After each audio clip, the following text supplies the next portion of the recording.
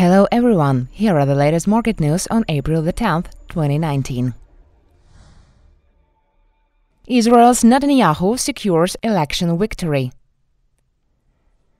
Prime Minister Benjamin Netanyahu has won the Israeli nation election, securing a record fifth term in office despite running neck and neck with his challenger Benny Gantz. That was reported by the country's three main television channels on Wednesday. With 97% of the votes counted, neither the candidates' parties had captured a ruling majority, but Netanyahu was clearly in a strong position to form a coalition government with other right-wing factions that have backed him. Final results were expected by Friday, though the provincial results showed 65 of the Knesset's 120 seats would go to the right-wing bloc of parties led by Netanyahu, against a total of 55 seats for center-left factions. In power since 2009 and having led the country for a total of 13 years, including his first term in 1990s, Netanyahu has been fighting for his political survival. He faces possible indictment in 3 graft cases. He has denied any wrongdoing.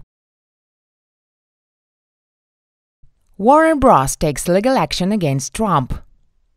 Warner Bros. Has launched legal action against Donald Trump after he used music from The Dark Knight Rises in a tweet. The U.S. president posted a 2-minute video for his 2020 re-election campaign that featured Hans Zimmer's Why Do We Fall from the 2012 film. It also featured the film's title cards. The tweet is still available following Warner Bros.' decision to take legal action, but the video had been replaced by a message stating, "This video has been removed in response to a report from the copyright holder." Trump had captioned it, "Make America Great Again." In a statement, Warner Bros. Said the use of Warner Bros. Score from The Dark Knight Rises in the campaign video was unauthorized. "We are working through the appropriate legal channels to have it removed." The president is also no stranger to artists asking him to stop using their music. Prince, Pharrell Williams, and the Rolling Stones have all taken issue with the president playing their songs at campaign rails. Pinterest has set a new IPO price. Pinterest has set an IPO range that values the networking site at as much as $11.3 billion, a lower valuation than it had 2 years ago and a potential concern to investors. The company, which allows users to discover different images, expects to sell 75 million shares for $15 to $17 apiece, according to a filing Monday with the SEC. The initial public offering, expected next week, could raise as much as $1.2 billion. The high end of the IPO range, including stock options and restricted stock, values the company at $11.3 billion.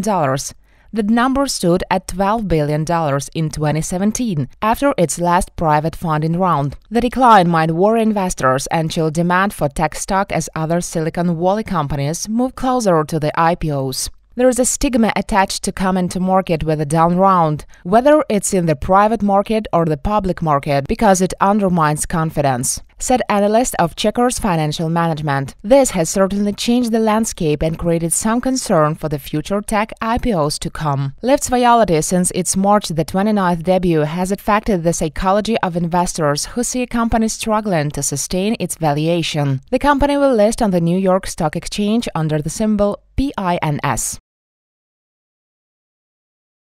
IMF cuts global growth outlook to lowest pace.